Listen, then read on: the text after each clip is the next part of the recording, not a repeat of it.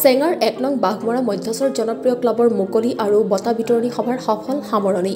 শফিকুল ইছলামৰ সভাপতিত্বত তিনিদিনীয়াকৈ বৰ্ণাঢ্য কাৰ্যসূচীৰে ক্লাবৰ ১৮তম বাৰ্ষিক অধিৱেশনৰ মুকলি আৰু বঁটা বিতৰণী সভা অনুষ্ঠিত হৈ যায়।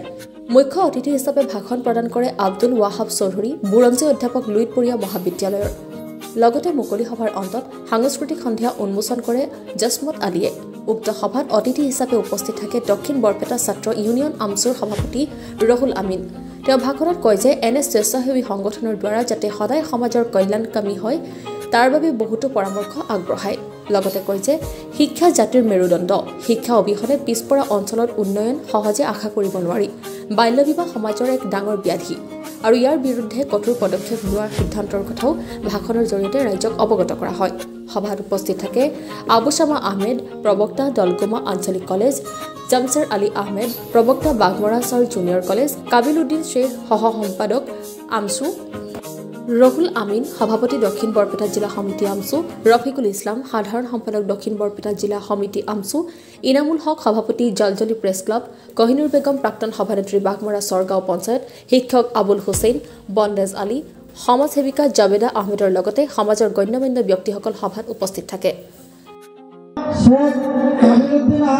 ১ নং বাঘমৰা চৰ জনপ্ৰিয় ক্লাবৰ সৌজন্য আজি মোক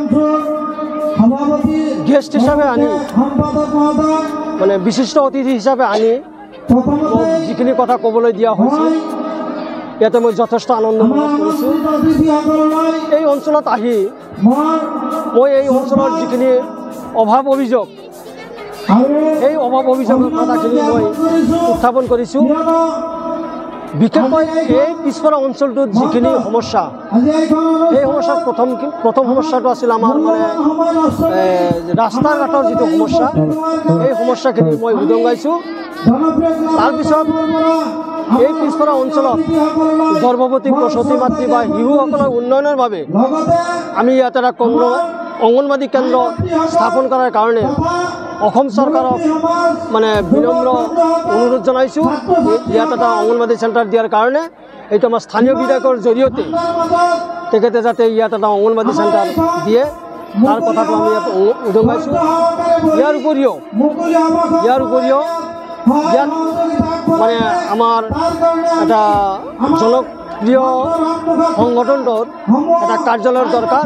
সেই কাৰ্যালয়ৰ দৰকাৰ হোৱাৰ বাবে আমি মুখ্য অতিথি মাননীয় বিধায়ক শ্বেৰমান আলী চাহাবলৈ মানে এটা মেমৰেণ্ডাম প্ৰস্তুত কৰিছোঁ। সেই মেমৰেণ্ডামৰ জৰিয়তে আমি এই অঞ্চলৰ যিখিনি সমস্যা সেই সমস্যাখিনি সমাধানৰ কাৰণে আমি